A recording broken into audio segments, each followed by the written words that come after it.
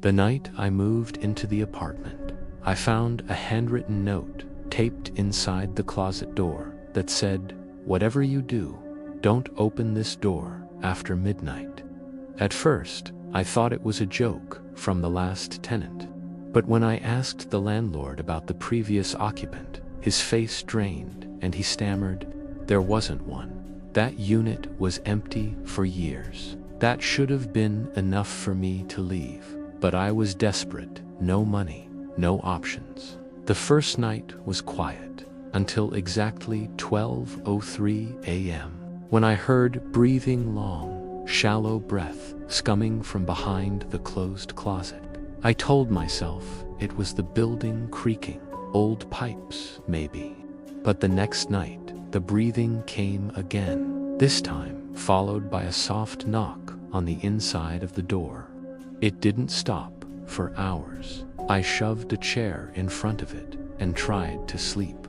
At 3 a.m., I woke to the sound of the closet door slowly creaking open, and the chair still standing perfectly upright in place. But the door was open, nothing inside. No clothes, no boxes, just the note now lying on the floor. The next morning, I nailed it shut, top to bottom. But when I returned from work, the door was open again, and a second note was taped up. "Why did you leave me in there?" The next night, I tried to ignore it. I blasted music, turned on all the lights, but just after midnight, every bulb popped in sequence. Boom, boom, boom, boom, and the music cut to static. I sat frozen, listening to footsteps moving slowly across the carpet, directly toward me, though no one was there. I ran out, stayed at a friend's house, but when I came back, my walls were covered in childlike drawings, stick figures of a tall man, a woman, and a third figure, locked inside a square box, crying red crayon tears. I burned them. I packed everything, but my keys were gone. The windows wouldn't open. My phone was dead. Then a new message appeared on my bathroom mirror, written in the condensation from the shower. "If you leave, you'll never remember her again."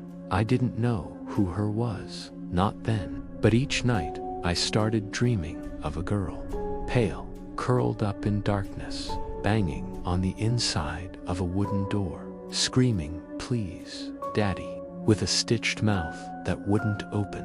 My dreams got worse. Blood on the doorknob, scratches down my chest I couldn't explain, voices counting, shadows forming hands. Then I found an old photograph wedged between the floorboards, me, holding a little girl, same eyes, same smile, a daughter I didn't remember, a birthday cake with her name, Lucy. The note came again that night. "Remember me, open the door." At 12 o'clock, I unlocked it.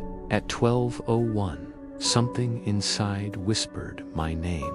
At 12:02, I saw her gray skin, face stitched, eyes empty, floating just above the ground. She didn't walk, she just tilted her head and said, "Now you see me." Then everything went black. I woke up outside the building, barefoot, holding a drawing in crayon. It showed two stick figures, a man and a child, walking into a closet together. There was no third figure anymore. I went home. The door was gone. The entire wall was smooth. No seam, no frame.